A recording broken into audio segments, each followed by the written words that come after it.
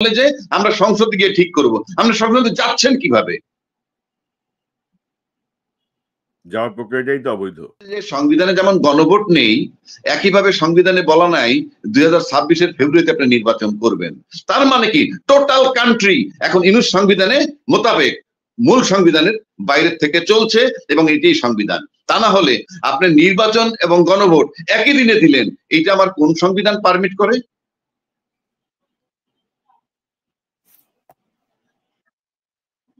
কাজে এই বিষয়টা পরিষ্কার যে ইউনুস সংবিধানে দেশ চলছে, হয়তোবা উনি যে সিদ্ধান্ত নেন সেরকমই চলছে। এখন ধরেন অনেকে তো বলছেন যে আপনি যেহেতু সংবিধান নিয়ে বলছিলেন এই জন্য প্রশ্নটা আমার মাথায় আসলো যে ধরেন আপনি তো 24 নির্বাচনকে বাতিল করেন নাই, মানে আপনি তো 24 নির্বাচনকে যেহেতু বাতিল করেন নাই সেই হিসাবে তো নির্বাচন হওয়ার কথা 29-এ, মানে অনেকে এই জাতীয় প্রশ্ন কিন্তু রেজ করছে ইদানিং যে আপনি কিসের কথা বলছেন। তো এখন এই যে আপনি মানে টোটাল প্রক্রিয়াটা কি হলো যে জুলাই সনদ আপনি যেগুলো বলছেন যেগুলো সংবিধানের সঙ্গে সাংঘর্ষিক, এখন ইউনুস সংবিধান, মানে আমরা আসলে আছি কোথায়? মানে আমাদের মানে আমরা তো আসলে এইভাবে তো আর শেষ হতে দিতে পারি না, আমাদেরকে তো একটা সমাধানে আসতে হবে, গ্রহণযোগ্য সমাধানে। জুলাই বিপ্লবের চেতনার আলোকে আমাদেরকে একটা সিদ্ধান্ত নিতে হবে। তো এখন মানে কোন জায়গায় আমরা আছি? এখন আপনি যেটা বলছেন এইটা কিন্তু এই সমাধান আমি দিয়েছিলাম যে এটাকে সমাধান করা যায়। কেউ কেউ বলেন খুব সহজ সরল সমীকরণ করে দেন, কি নির্বাচন হয়ে যাওয়ার পর সমস্ত কর্মকাণ্ড আমরা রেটিফাই করে দিব। আর এবার আপনি ওই পর্যন্ত যাবেন কিভাবে? আপনি তো পার্লামেন্ট পর্যন্ত যেতে হবে একটা বিধান নিয়ে, তারপরে না আপনি রেটিফাই করবেন। তাহলে তো বাংলাদেশ সংবিধান লাগবে না, অলওয়েজ নির্বাচন করে তারপর সংসদে ঢুকে বলবেন এই যে নির্বাচন হয়েছে এইভাবে, এটা বৈধতা দিলাম। আপনি পার্লামেন্ট পর্যন্ত যাওয়ার তো একটা প্রক্রিয়া লাগবে। আপনি একটা গাড়ি বন্ধ হয়ে আছে, সেই গাড়িটা যদি চালাইতে চান গাড়িটার ভিতরে ঢুকতে হবে, তারপরে গাড়ি স্টার্ট দিবেন, তারপরে চলবেন।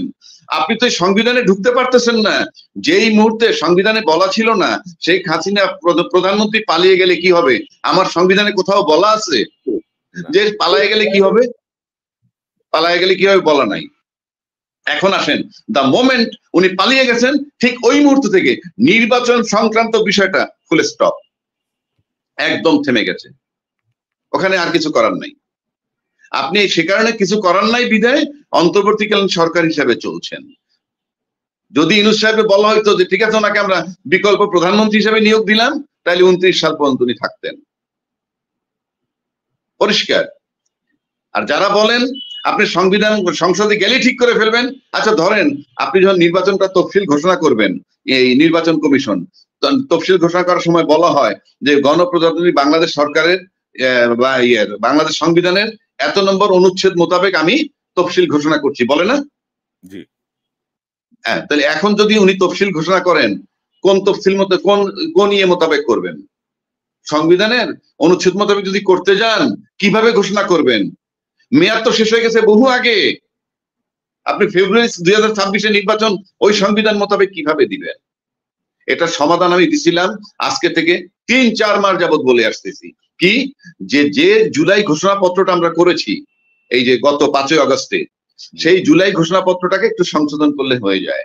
সেটা কি যে এই সরকারের মেয়াদ, এই সরকারের নাম তো দিছে অন্তর্বর্তীকালীন সরকারের প্রধান হিসাবে উনি দায়িত্ব পালন করবেন, এবং এই সরকারের মেয়াদ 8ই আগস্ট 2024 থেকে 30শে জুন 2026 পর্যন্ত দেওয়া হইলো, এবং এই মেয়াদের মধ্যে উনি একটা নির্বাচন কমিশন গঠন করবেন এবং উনি একটা নির্বাচন দিয়ে নির্বাচিত সরকারের ক্ষমতা হস্তান্তর করবেন। এই সংশোধনীটিকে আনলে সেই সংসদ নির্বাচন করে সংসদ পর্যন্ত যাওয়াটা একটা বৈধতা লাভ করে। তারপরে থাকতো আপনার এই গণভোট, এই জুলাই সনদ, এই আপনি তো সেই জায়গাটা রাখেন নাই ভাই। এই গ্যাপটা আপনি কি দিয়ে কভার করবেন? আপনি দেখেন না এখনো করা যায়, এখনো করা যায়। খালি বলে যে আমরা সংসদে গিয়ে ঠিক করব, আমরা সংসদে যাচ্ছেন কিভাবে? যাওয়ার প্রক্রিয়াটাই তো অবৈধ। দেখেন যাওয়ার প্রক্রিয়া অবৈধ, আপনি যেতেই পারতেছেন না। আপনি গায়ের জোরে যাচ্ছেন, একটা গোজামিল দিয়ে যাচ্ছেন। ভাই গোজামিল দিয়ে আপনি দেশে যান, একটা সংসদ যান, আপনি কি করবেন? যেমন এখন যেমন বলা হচ্ছে ইউনূস সাহেব কি সাংবিধানিক সরকার না, উনি অবৈধ, কেউ কেউ বলছেন। মানে উনি যেহেতু অবৈধ, ওনার ধাক্কা দিয়ে সারা রাজ্যে কি বসে গেলে সেটা বৈধ হবে? সেটাও তো বৈধ হবে না। ওনাকে দিয়ে তো তাহলে কাজটা বৈধ করে নিতে হবে। এখন আসেন উনি এই যে গণভোট এবং সংসদ নির্বাচন একই দিলেন, এটার অর্থ কি হয়েছে? এটার ভ্যালু কি? এটা কি আছে? হ্যাঁ ধরেন জি বলেন। এই যে আমাদের ঐকমত্য কমিশন হলো, ঐকমত্য কমিশন বলছে যে তারা দেশের সকল সংবিধান বিশেষজ্ঞ আইনজ্ঞদের সাথে 14-15টা সেশন মিটিং করেছেন, আইনগত দিক, সাংবিধানিক দিক এগুলো জানার জন্য, বোঝার জন্য। তো ঐকমত্য কমিশনের কার্যক্রমকে আপনি আসলে কিভাবে দেখেন? তারপর আমরা গণভোট প্রসঙ্গে যাচ্ছি, গণভোটের জাতীয় নির্বাচন। না এই যে ঐকমত্য, এখানেই আমার ব্যথার জায়গাটা আমার এইখানে। ঐকমত্য কমিশনে যারা বসছেন ইউনূস সরকার এটার প্রধান, উনি না বসলেও উনি প্রধান। আচ্ছা, উনি, আমি নিশ্চিত করে বলে দিচ্ছি যে উনি কোনো রাজনৈতিক ব্যক্তি না, এবং উনি যে চিন্তা ভাবনা করে বসছিলেন, উনি এয়ারপোর্টে বসে বলছিলেন বসার আগে, তোমরা যদি আমার কথা শোনো তাহলে আমি বসবো, আমি যা বলবো শুনতে হবে। আচ্ছা যাক, সেটা বলছিল ছাত্রদের উপস্থিতিতে। তারপরে যখন উনি এসে বসলেন, বসার পর ওনার ধারণা ছিল এই যে ওয়েস্টার্ন মেন্টালিটি নিয়ে আসছে, পশ্চিমা ব্লকের মতো বসবেন, সবাই বোধহয় সেই দেশের মানুষের মতো বসছেন। বসার পর আমার কাছে মনে হয়েছে হার্ডলি 1.5 মাস বা 2 মাস পার করার পর উনি বুঝে ফেলছেন যে না রে ভাই, এইটা কোশ্চিন কালেও কিছু হবে না, এবং ঐকমত্য কমিশনের কিছুই রেজাল্ট হবে না। আমার ধারণা এটা বুঝে ফেলছেন। অ্যাটলিস্ট বুঝে ফেলার পর উনি আর আলী রিয়াজ এই দুইজন হয়তো পর্দার আড়ালে প্ল্যান করছেন যে আমাদের কিছু টাইম ক্ষেপণ করতে হবে। এটা আমার ধারণা, বুঝছি, আই মে বি রং। এই টাইমটা আমাদের ক্ষেপণ করতে হবে, কারণ আমরা নর্মালি যেটা মনে করি যে অফকোর্স উনি যে আসছেন এখানে ওনার কিছু এজেন্ডা হয়তো ছিল, আমি জানি না, আমার ধারণা। কারণ একটা মানুষ যখন দায়িত্ব নেন এরকম বয়সে, তখন নিশ্চয়ই তার কিছু হিসাব নিকাশ থাকতে পারে।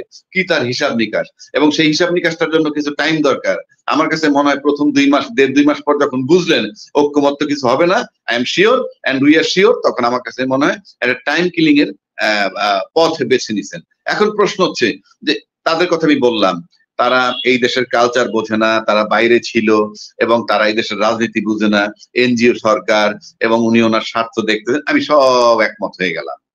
কিন্তু আমরা যারা বসছিলাম ওখানে, রাজনৈতিক পার্টটা, রাজনৈতিক দলের যে অংশটা, তারা যদি না বোঝেন যে ওনারা টাইম ক্ষেপণ করতেছেন, কিংবা সময়ের ব্যবধান হিসেবে বলছেন ওনারা প্রতারিত করলেন, সেটা তখন বুঝলেন না যে ওনারা প্রতারিত করতে পারেন, এটা কি রাজনৈতিক অদক্ষতা নয়? আপনি যদি আপনার রাজনৈতিক প্রজ্ঞা বা ম্যাচুরিটি দেখাইতে পারতেন, তাইলে তো ইউনূস সাহেব এতটুকু যেতে পারতো না।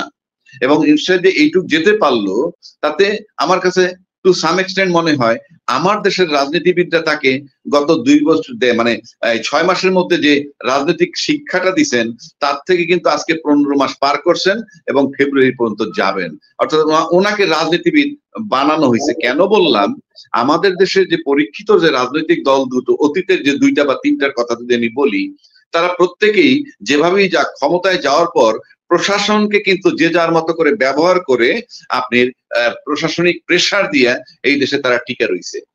কিন্তু ব্যতিক্রম ইউনূস সাহেব 2 বছর টিকে থাকলেন, তার সাথে না ছিল পলিটিশিয়ানদের কোঅপারেশন, না ছিল প্রশাসনিক কোঅপারেশন। তারপরে কিন্তু তিনি আজকে 15-16 মাস যাবত সার্ভাইভ করছেন। তার মানে রাজনীতি বোঝাটা একটা বিশাল ব্যাপার। রাজনীতি করে সার্ভাইভ করা আর ক্ষমতায় গিয়ে প্রশাসন দিয়ে রাজনীতি করা কিন্তু এক নয়। আমরা কিন্তু যত কথাই বলি, বিগত 16 বছরে যে সরকারটা ছিল, কোনো রাজনীতিবিদ ছিলেন না, ক্ষমতায় বসে প্রশাসন দিয়ে টর্চার করে উনি ক্ষমতায় ছিলেন। অর্থাৎ প্রশাসনের 14-15 লক্ষ লোক ছিল ওই সরকারের জনগণ, আর তিনি ছিলেন সরকার। অর্থাৎ ওই সরকারটাকে যদি আপনি টানেন, 16 বছরের সরকারটা, সে ছিল বাংলাদেশ, ওই 16 লক্ষ লোক ছিল বাংলাদেশের জন্য ইসরায়েল, আর বাকি 18 কোটি লোক ছিল ফিলিস্তিন। এবং সেই কায়দায় দীর্ঘ 16 বছর রাজত্ব করে গেছেন। এবং আমরা রাজনৈতিক দল যারা ক্ষমতায় ছিল, তারা নো ডাউট অ্যাবাউট ইট, প্রত্যেকটা রাজনৈতিক দলই জনগণের উপরে প্রশাসনিক, বিচারিক টর্চার করেছেন।